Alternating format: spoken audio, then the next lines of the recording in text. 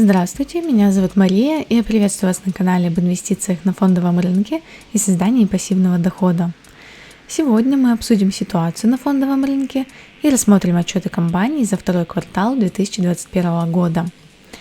Американский рынок преимущественно закрылся ростом. Лучше рынка чувствуют себя банки и энергетические компании.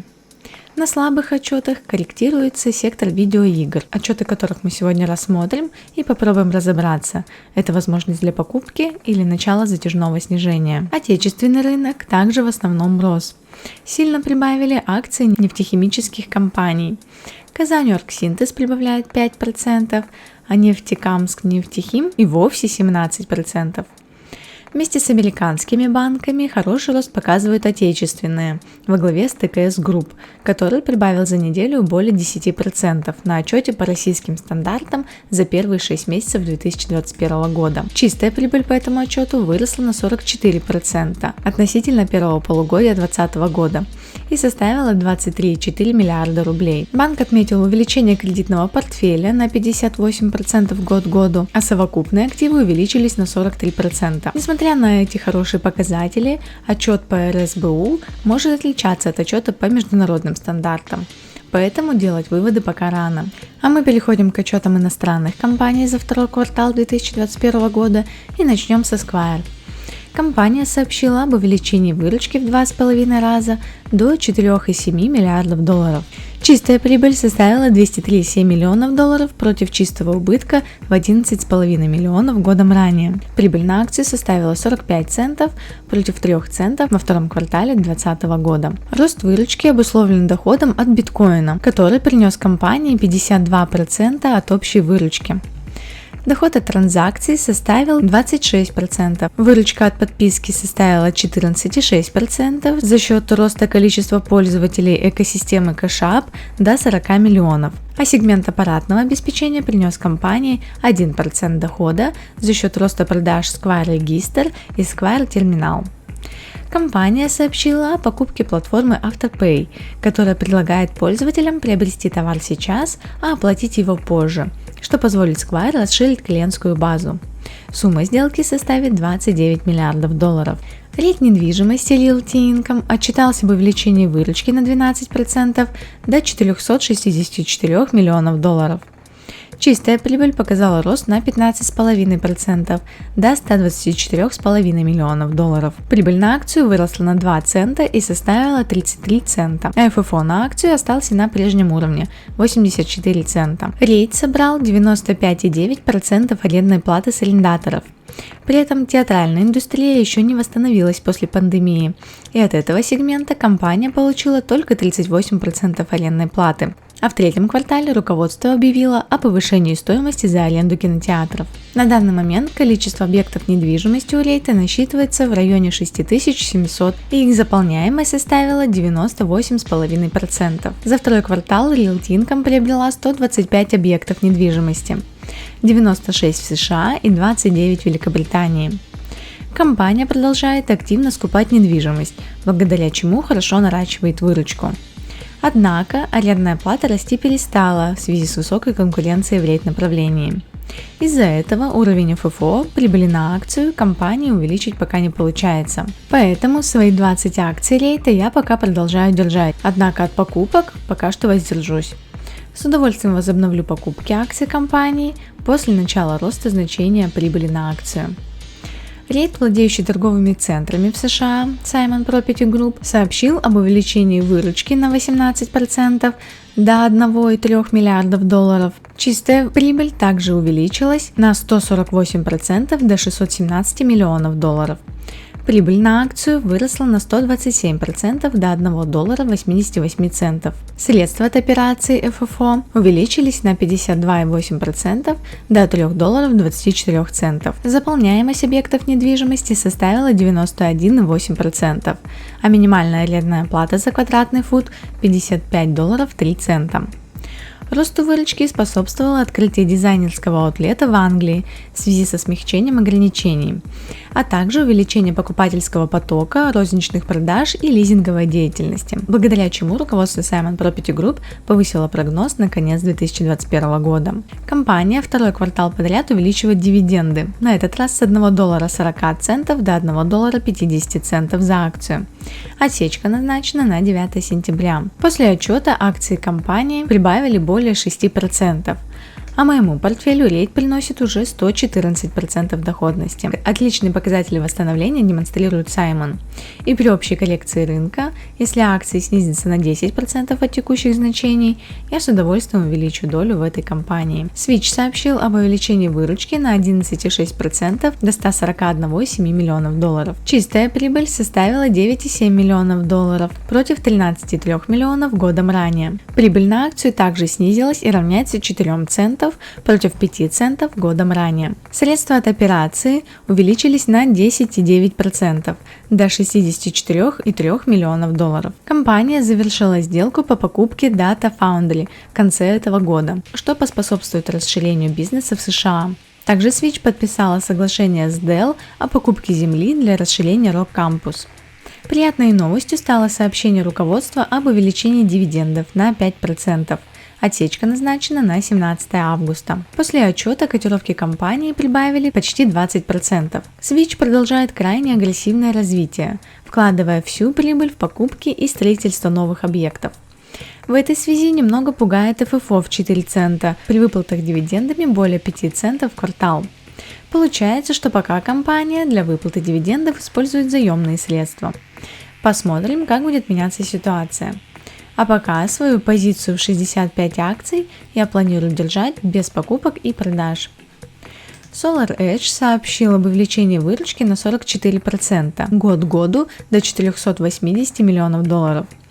Чистая прибыль выросла на 39% и составила $72,5 миллионов. Прибыль на акцию увеличилась на 32% и составила $1.28. Компания сообщила о рекордной выручке от солнечного сегмента в размере $431,5 миллионов, что оказалось выше значения предыдущего квартала на 15% и на 39% относительно второго квартала 2020 года за счет высоких доходов в Европе, в частности в Нидерландах, Италии, Польше, Австрии и Швейцарии. Компания начала поставки аккумуляторов в США и Европу и отметила высокий спрос на инвентарь с резервным питанием, а также увеличила расходы на исследования и разработки на 38% в сравнении с прошлым годом. Хороший отчет, на котором котировки прибавили порядка 14%.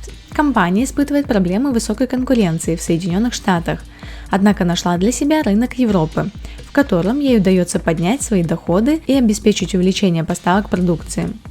Увеличение выручки на 44% – это, конечно, за счет низкой базы прошлого года. Однако на уверенные 20-25% роста в год здесь рассчитывать можно. В своем портфеле в данную компанию я инвестирую через ETF Invesco Wilde-Hill Clean Energy, в состав которого SolarEdge входит с долей в 2,5%. Выручка компании здорового образа жизни Medifast увеличилась на 79% год к году до $394 миллионов. Чистая прибыль выросла на 114% до $47 миллионов. Прибыль на акцию составила $3.96 против $1.86 годом ранее. Количество активных тренеров увеличилось на 62%, а средний заработок вырос почти на 14% и составляет $6662. Компания ожидает снижения прибыли в конце 2021 года в связи с большим объемом работы с производителями продуктов, а также ростом цен на сырье и затрат на рабочую силу. То есть компания дала прогноз на снижение маржинальности бизнеса к концу года. Падение чистой прибыли также может замедлить рост дивидендов, которые в этом году были увеличены на 25%. Эти опасения спровоцировали распродажу, в ходе которой компания уже потеряла около 13% капитализации. Однако текущий квартал показал, насколько великолепно компания увеличивает свой денежный поток. Рост здесь крайне высокий даже на квартальном графике. А текущие значения мультипликаторов P/S и P/E вообще не соответствуют показателям роста компании, поэтому текущие уровни я считаю отличной возможностью увеличения позиции. в связи с чем докупила пятую акцию в свой портфель по $265.02. Теперь мы переходим к сектору видеоигр. Выручка Activision Blizzard за второй квартал 2021 года составила $2,3 миллиарда, увеличившись на 19% год к году. Чистая прибыль выросла на 51% до $876 миллионов. Прибыль на акцию составила $1.20 против 81 цента года ранее. Сегмент Activision принес компании рекордную выручку в размере $789 миллионов за счет Call of Duty Mobile. Причем выручка Call of Duty на ПК и консолях оказалась ниже показателя годом ранее. Выручка сегмента Blizzard снизилась из-за переноса сроков выхода Hearthstone, несмотря на рост дохода от World of Warcraft. Сегмент King показал рост на 15% год к году за счет Candy Crush и Farm Heroes, а доходы от рекламы выросли вдвое относительно второго квартала 2020 года. Несмотря на снятие ограничений, 3 крупные франшизы продолжают увеличивать доход компании. А после обвинений в отношении найма и оплаты труда, компания начала принимать меры для обеспечения безопасных условий труда. После отчета котировки компании выросли на 7%. Однако затем просели, и по итогам недели компания потеряла 2% капитализации. Electronic Arts сообщила об увеличении выручки на 6% до $1,5 миллиарда. Чистая прибыль снизилась на 44% и составила $204 миллиона. Прибыль на акцию составила 71 цент против $1.25 годом ранее. Компания отметила снижение выручки от игр на 10%, а от онлайн-сервисов увеличение на 11,7% за счет роста количества игроков и платных подписчиков. А популярными онлайн-играми стали FIFA 21, Apex Legends и Battlefield 2042. Несмотря на повышение прогноза на 2021 год, котировки после отчета снизились почти на 6%. Take-Two сообщила о снижении выручки на 2% до $813 миллионов. Чистая прибыль увеличилась на 72% и составила $152,3 миллиона. Прибыль на акцию составила $1.30 против 77 центов годом ранее. Наибольшую выручку компании принесли игры NBA 2K21 и 2K20, GTA Online, GTA 5, Red Dead, Civilization и другие. Объем чистых заказов снизился на 29% год к году. Как и Activision Blizzard и Electronic Arts, Take-Two развивает сегмент мобильных игр, выделяя для этого отдельную компанию Take-Two Mobile Games. Если выбирать между тремя лидерами, на мой взгляд, Blizzard – это лучшая инвестиция в секторе видеоигр. Кроме того, компания с пиков уже отъехала на 20% при более стабильном росте финансовых показателей. Отчеты показывают, что постепенно мобильные телефоны начинают вытеснять консоли и компьютеры. Поэтому это направление, похоже, является направлением будущего для индустрии. И вполне возможно, что захват мобильного сегмента будет уже новым игроком, а не одним из этих трех монстров. Поэтому, чтобы не угадывать, на мой взгляд, лучше вкладываться в ETF.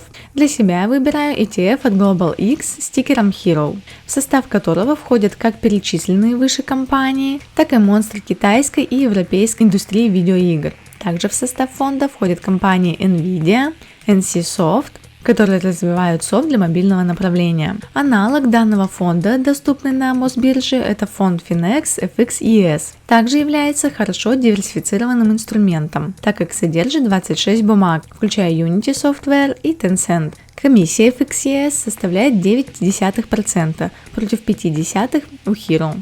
А мы продолжаем разбор отчетов. American States Water сообщил об увеличении выручки на 6% до $128,4 миллионов.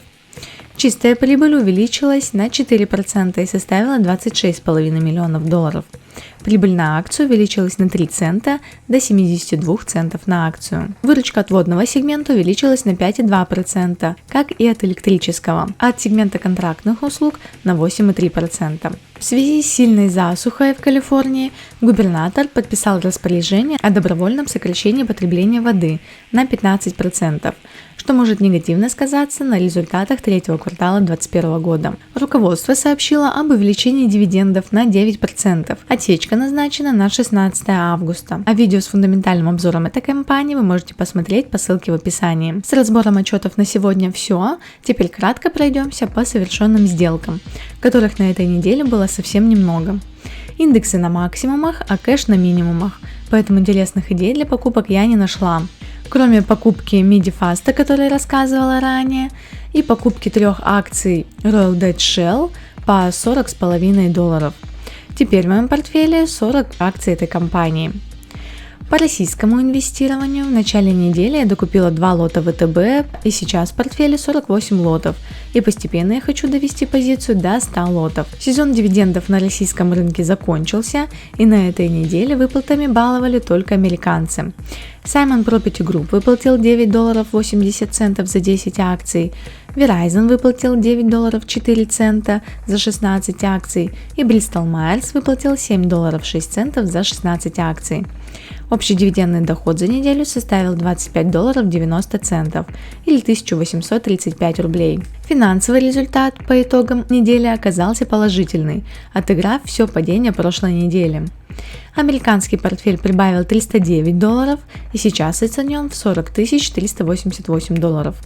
В рублях портфель увеличился на 35 982 рубля. Российский портфель прибавил почти 6 тысяч рублей. Такими получились результаты инвестирования в первую неделю августа. У меня на сегодня все. Оцените работу автора лайком, подписывайтесь на канал и ставьте колокольчик, чтобы не пропустить следующие видео. Спасибо за просмотр и до встречи в следующих выпусках.